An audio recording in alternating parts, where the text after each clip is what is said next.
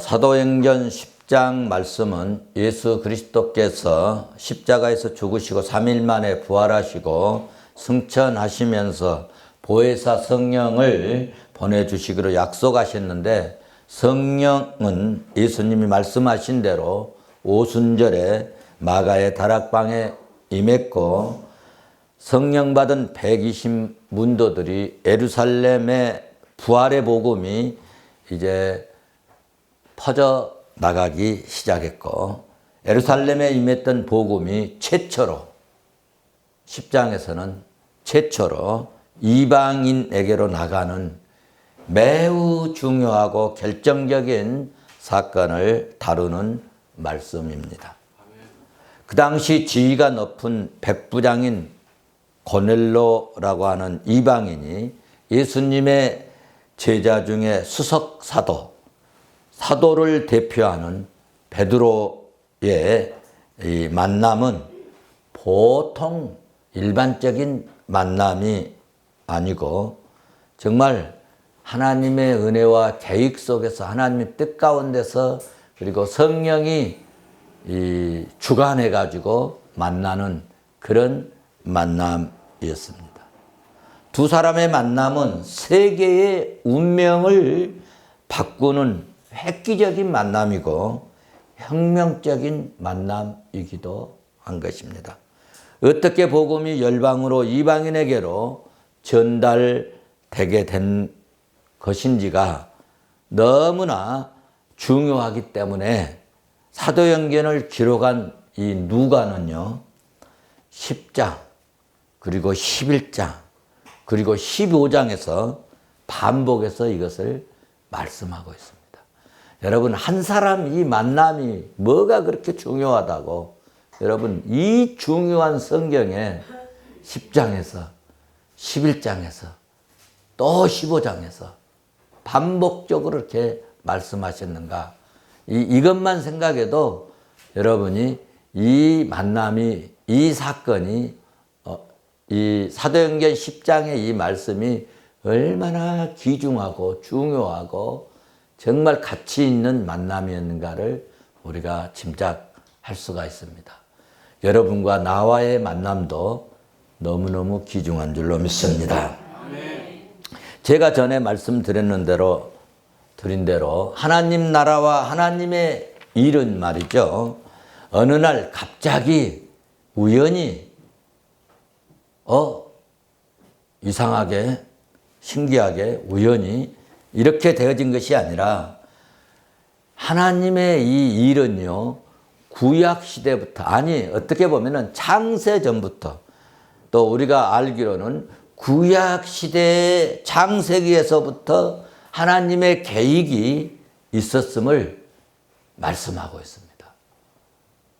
제가 말씀을 드리면 여러분도 금방 이해할 수 있겠는데요. 보십시오. 오순절에 성령이 예루살렘에서 120 문도들이 기도하고 있을 때 막 성령이 불같이 임했습니다.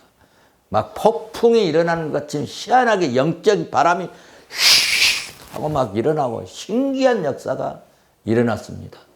그때 어떤 사람들은 막 벌떡벌떡 뛰기도 하고 막 방언을 말하기도 하고 막 신비한 역사가 희한하게 실제적으로 보인 것 같이 그렇게 나타났었습니다. 할렐루야. 아멘. 이렇게 이제 120문도가 기도하고 있는 그곳으로 하나님은 성령이 임할 이 예루살렘으로 하나님은 어떤 또 일을 하고 계시는가 하면은, 하나님은요, 우리는 그곳에서 120문도 예루살렘에서 마가의 다락방에서 오순절에 일어났던 그 사건만 이렇게 막 기억하고 있는데요. 여러분 보십시오. 이런 사건이 있을 때 하나님은 어떻게 역사하셨느냐 하면은요, 세계 각국의 사람들을 예루살렘으로 다 보낸 겁니다. 할렐루야. 그래서 여러분, 성령이 임할 그때 말이죠, 하나님은 천하 각국의 사람을 다 모이게 했다는 거예요. 보세요. 지금 마가의 다락방에서만 역사가 일어난 게 아니에요, 사실은. 여러분, 우리가 뭐 초청장 보내가지고 오순절에 성령이 임할 것입니다. 뭐 불같은 성령이 임할 것입니다. 라고 생각하고 딴 데 보지 말고 말씀 듣는 데 집중하세요. 성령이 임할 것이다 하고 막 초청장을 보내고 그래도 모일까 말까 하죠. 우리 요즘 집회한다고 막 모여라 해도 뭐 잘 안 모여들잖아요. 그런데 하나님께서 강권적으로 하나님의 역사로 하나님의 능력으로 하나님의 권세로 이럴 때는 아멘 해도 괜찮은데 네. 하나님의 이 특이한 영권으로 말이죠. 세계 각국에 있는 천하 각국 사람들을 다 예루살렘으로 보내가지고 거기서 머물게 했다는 거예요. 신기하지 않아요, 여러분? 그때 모인 나라들 봐보실까요? 2장 여러분 9절에서 말씀하고 있는데 2장 9절부터 쭉 말씀하고 있는데 바데인, 메데인, 또 엘람인, 메소포타미아, 유다, 갑바도기아 사람들, 본도, 아시아 사람들, 뭐 부르기아, 밤빌리아, 애굽, 구레네, 리비아 사람들, 또 아프리카, 지금 리비아는 요즘으로 말하면 아프리카 사람들이고 로마에서 온 그레데인, 아라비아 이 다 사람들이 18개 나라 사람들이 말이에요. 여러분 신기하지 않습니까? 여기 나온 나라들 지도를 보면은요 참 신기한 것은 혹시 터키 가보셨나요? 왜 한번 정말 한번 가보면 좋은데요. 희한하게 생겼는데요. 이제 모든 나라들이 이 연안으로 이렇게 돼가지고 다 각 나라로 다 갈 수 있도록 쉽게 말하면은 인천공항에서 뭐 어디 나라든지 다 갈 수 있잖아요.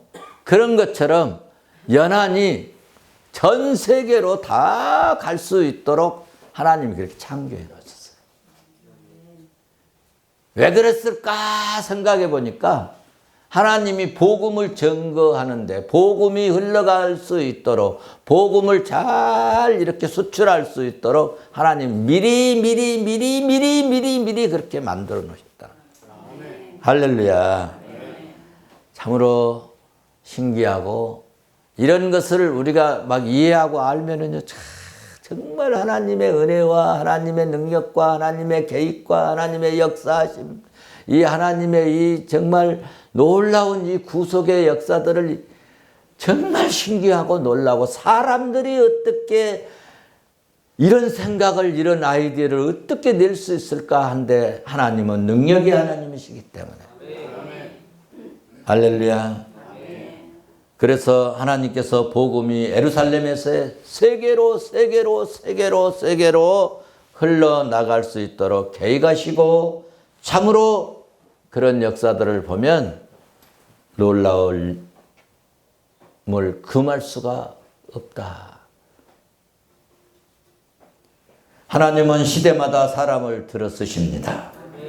오늘 본문에서 이방 세계로 복음을 흐르게 하는데 하나님은 이방 사람 고넬료를 들어서 쓰신 것을 보게 됩니다. 하나님은 왜 고넬료를 들으셨을까? 고넬료는요 기도하면서 구제를 아주 많이 한 사람이었습니다.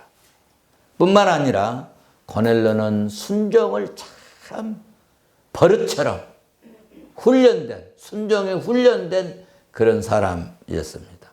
성경을 보면은요 하나님은 기도하는 사람, 하나님은 순종하는 사람, 하나님은 섬기는 그런 사람들을 더 귀하게, 더 복되게, 더 가치 있게 사용하신 것을 저는 성경에서 많이 캐치를 하고요. 나도 이런 사람들 흉내라도 내야 되겠다. 그런 마음을 늘 갖고 있어요. 여러분도 좋은 것은 본받을 수 있기를 바랍니다. 베드로도 순종하는 사람이었습니다. 베드로가 뭐 배우기를 했습니까? 뭐 뛰어나기를 합니까?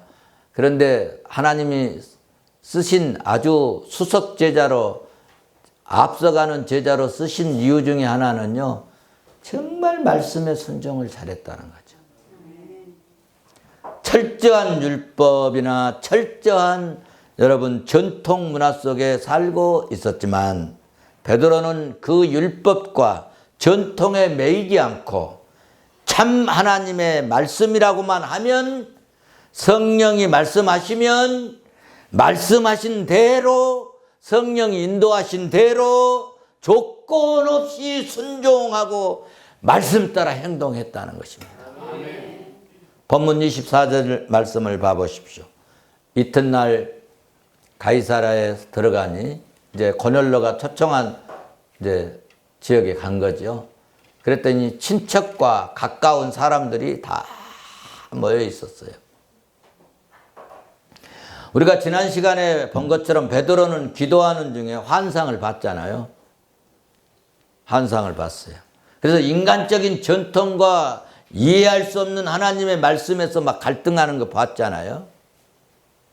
그러나 성령의 음성을 듣는 순간 자기의 생각, 자기의 전통, 율법적인 이 교리 이런 거 생각하지 아니하고 이런 생각들을 자기의 생각들을 자기의 이 가치관들을 다 접어버렸어요. 자기의 생각을 다 비워버린 거예요.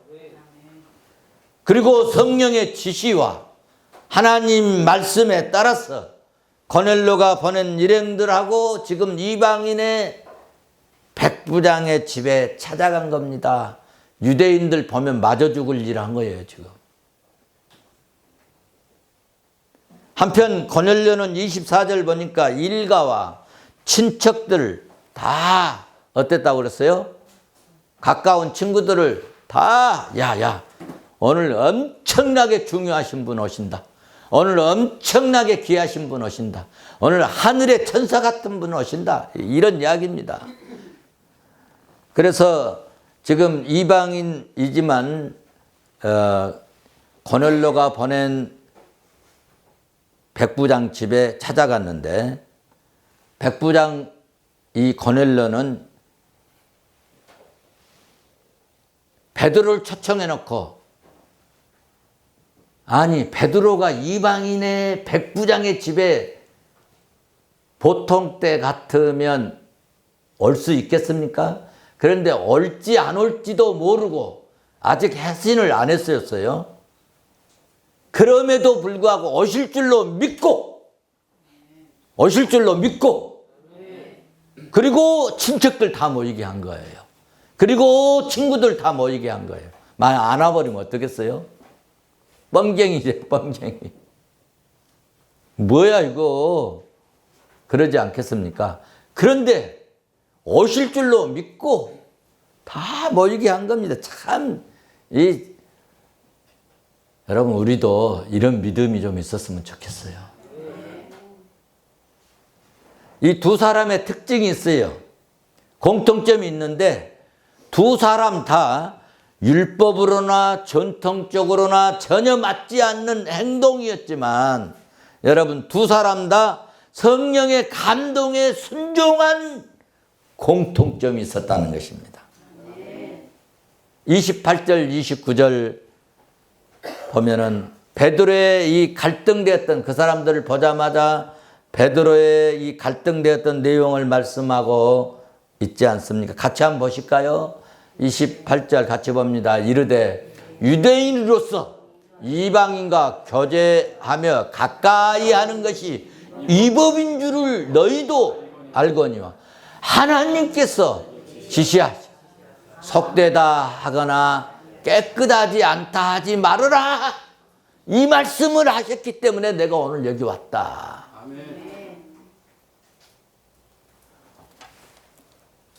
그렇습니다. 베드로는 하나님께서 내게 하신 말씀이 아무도 누구라도 사람에게는 속되다 하거나 깨끗하지 않다 그딴 소리 하지 말아라 하신 이런 말씀이 있었기 때문에 내가 오늘 이 자리에 이방인의 집에 백부장의 집에 고넬료의 집에 왔다. 이것을 말씀하고 그러니까 이것을 보면 베드로는 역시 말씀의 사람이었어요. 순종의 사람이었어요. 성령에 감동된 사람이면 틀림이 없습니다. 우리도 신앙생활 하면서 전통이나 구습을 전에는 이렇게 했는데 전에 뭐 우리 교회에서 이렇게 했는데 이딴 소리 하지 말고 오늘 하나님이 어떻게 하시는가 그거 보자 이겁니다. 전통이나 구습을 따지지 말고 베드로처럼 오늘 하나님이 뭐라고 말씀하시는가, 오늘 이 시간에 하나님이 뭐라고 말씀하시는가 들은 말씀 순종해서 성령에 감동된 그리스도인, 성령에 이끌림 받는 순종하는 우리 성도들 될 수 있기를 주의 이름으로 축원합니다. 축원합니다. 하나님은 성령에 감동된 사람을 쓰십니다. 그러므로 우리도 그랬으면 좋겠습니다. 성령 충만함을 받을지어다. 성령에 감동될지어다. 할렐루야. 믿음대로 될지어다. 성령께서 고넬료에게 어떻게 역사하시는지 한번 봐보세요. 24절 봐보세요. 고넬료가 누구를 초청했습니까? 고넬료는 10장 7절에서 하나님의 사자의 음성을 듣는 순간에 고민하지도 않았습니다. 망설임 없이 그 즉시 자기 종에게 베드로에게 보내서 초청을 하기로 결단한 것입니다. 그러니까 베드로가 이방인 집에 올지 안 올지 아직 전혀 모릅니다. 그런데 고넬료는 베드로 사도가 올 것을 믿고 일가 친척들을 다 불러놓고 베드로 사도가 오기를 기다렸는데 우리는 여기서 고넬료에게 영적으로 배울 것이 하나 있다는 것입니다. 고넬료는 백부장이지만 어부 출신이고 무학자 베드로 사도를 매우 정중히 겸손한 태도로 오늘 모시고 있다는 것입니다. 고넬료는 하나님의 말씀을 듣고 믿고 순종하는 태도를 보여주고 있는데요. 여러분, 순종이라고 하는 것은 명령하시는 사람이 어떤 말씀을 하시든지 무슨 내용인지 따지지 않고 따르기로 결정하는 것이 순종인 것입니다. 이것이 영적인 태도예요. 들어보고 따져보고 좀 생각해보고요. 좀 기도해보고요. 순종하겠습니다. 이것은요, 신령한 순종이 아닙니다. 그것은 인본적이고 인간적인 순종입니다. 그러므로 우리는 오늘도 이 시간에도 하나님께서 어떤 말씀을 하시든지 말씀만 하시옵소서, 순종하겠나이다. 이런 마음에 미리 결정이 있기를 바랍니다. 여러분, 고넬료가 그랬습니다. 하나님은 이런 자들을 들어 쓰십니다. 하나님은 이런 자들을 축복하십니다. 여러분, 에스더를 보십시오. 나라를 구했잖아요. 그 민족이 멸망당하려고 할 때. 그때 누가 얘기했죠? 삼촌 모르드게가 찾아가가지고 지금 이 청와대 안에서, 지금 궁궐 안에서 무슨 일이 벌어지고 있는 줄 아냐? 우리 유대인 지금 다 몰살당한다. 다 죽게 생겼다.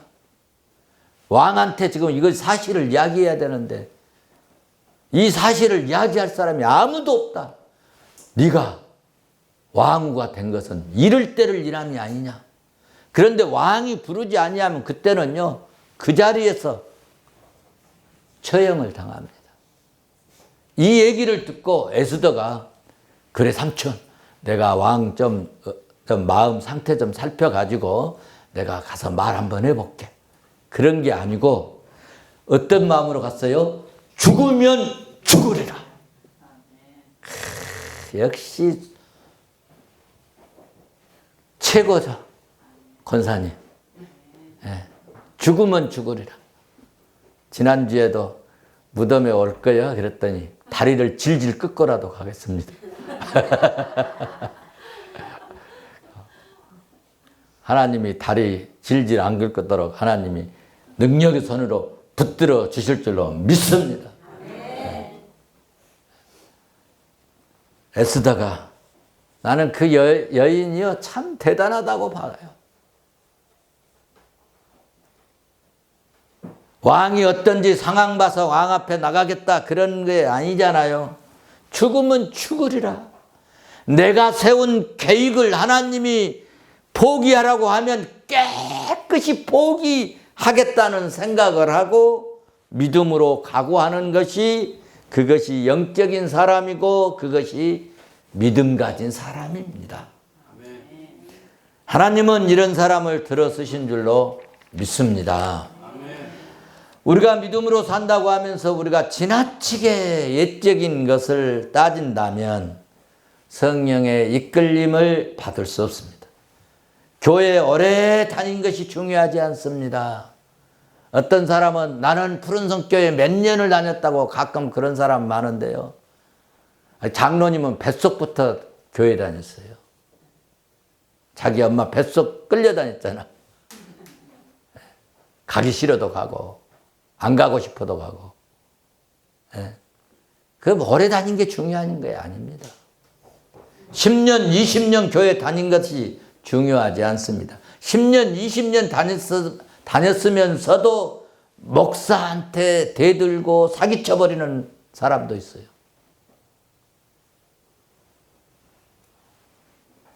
예수님께서 말씀하신 말씀이 있죠.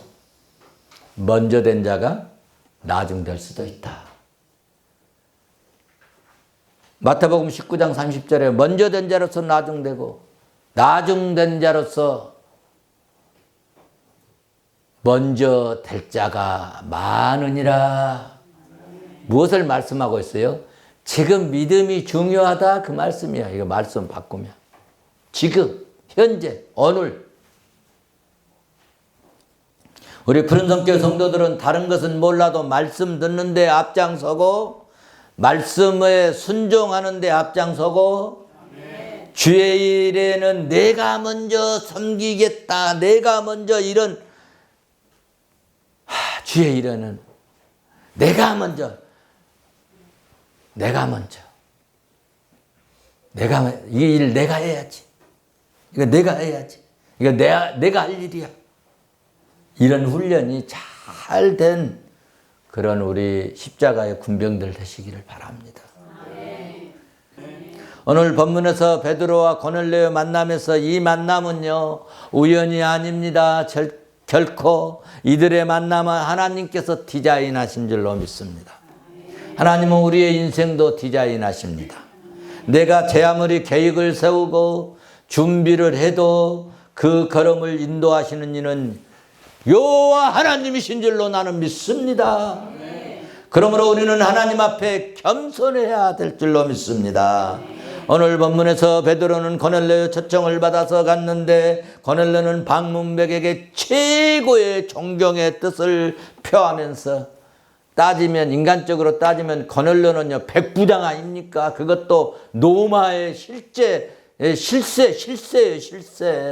그런데도 자기 종로로다는 그 백성들, 그 나라에 그것도 어부 출신, 무학자, 그가 오는데 어떻게 했습니까? 납작하게 엎드려 절했다고 말씀하고 있습니다. 최고의 존경의 뜻을 표하면서 베드로를 맞이했다는 것입니다. 25절을 봐보십시오. 베드로가 들어갈 새 고넬료가 엎드려 절했나 봅니다. 고넬료가 납작하게 엎드려졌습니다. 그런데 베드로는 인사를 잘 받은 게 아니라 베드로가 깜짝 놀라서 일어나시오. 나도 사람입니다. 일어나. 동등한 인간임을 말했다고 하는 것입니다. 그렇습니다. 말씀을 듣는 자나 말씀을 전하는 자나 하나님 앞에서 똑같은 인간, 똑같은 사람인 줄로 믿습니다. 다만 듣는 자는 하나님의 말씀을 듣는 것처럼 하시고 전하는 자는 하나님의 말씀을 전달하는 그런 자세로 늘 우리는 말씀을 전해야 될 줄로 믿습니다. 여러분 그 대화 드라마 같은 데 보면은 그 뭐 왕이 그 무슨 뭐 이렇게 혹시 사약을 내릴지라도 너 오늘 죽었어 임마 이런 게 아니고 뭐라 하더라 그 어명을 받으시오 하잖아요. 그리고 딱 들고 온 것을 너 누구는 어찌어찌했으니 너는 이 사약을 받을지어다.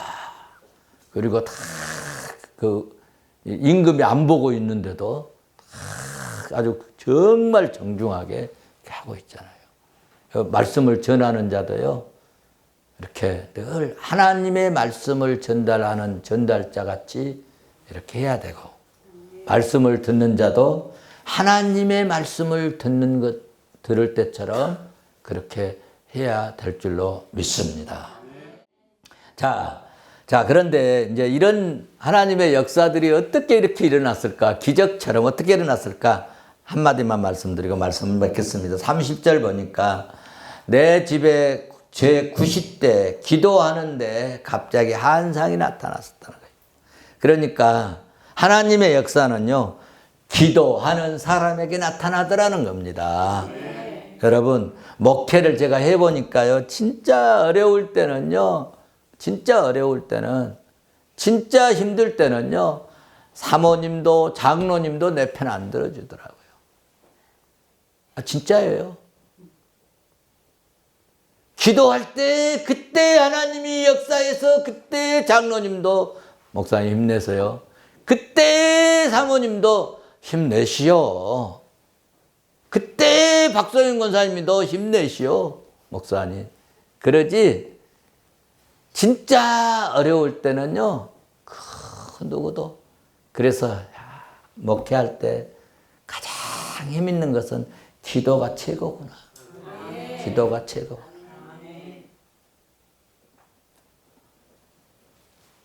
기도 많이 하는 성도 되시기 바랍니다. 마가복음 9장 29절에서 예수님이 이르시되 기도에 다른 것으로 이런 종류가 나갈 수 없느니라 말씀하셨어요. 기도. 여러분, 누가 힘들게 합니까?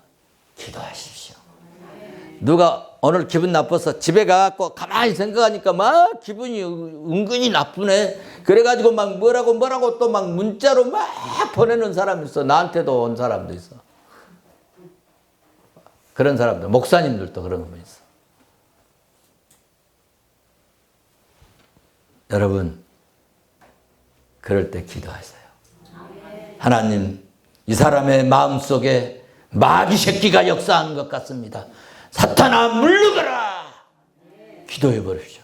사탄이 물러가면요, 그 마음이 안 좋은 마음이요, 희한하게 예수 이름 앞에는 사탄은 꼼짝 벌벌 떠는 거예요.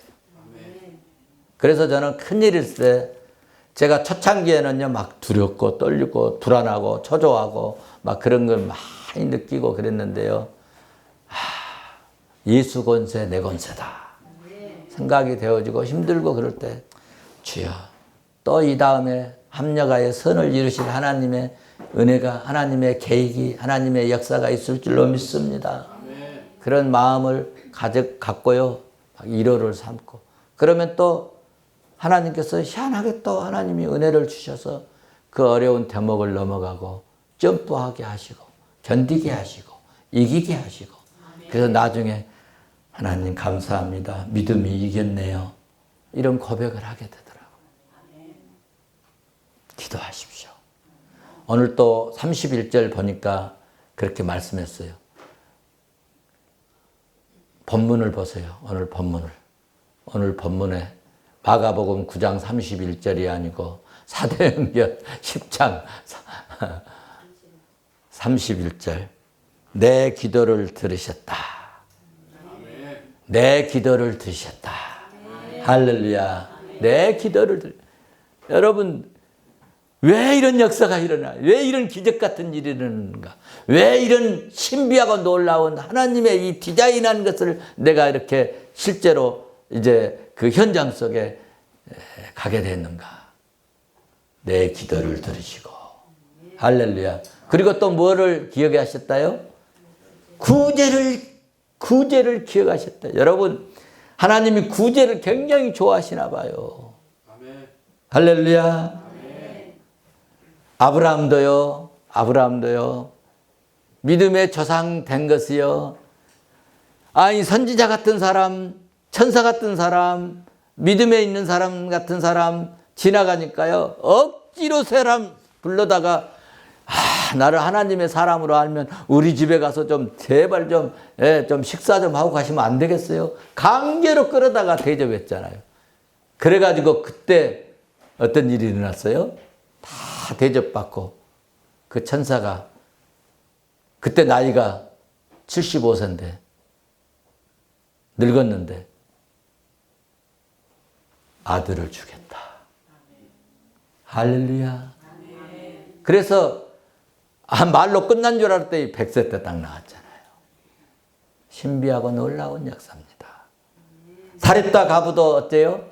선지자가 마지막 남은 그 빵, 떡 하나 그 얘기해주고 죽을 것을 지금 기다리고 있는 상황에서 선지자가 나 지금 배가 고파서 지금 죽을 지경인데 그거 나 주면 안 되겠습니까?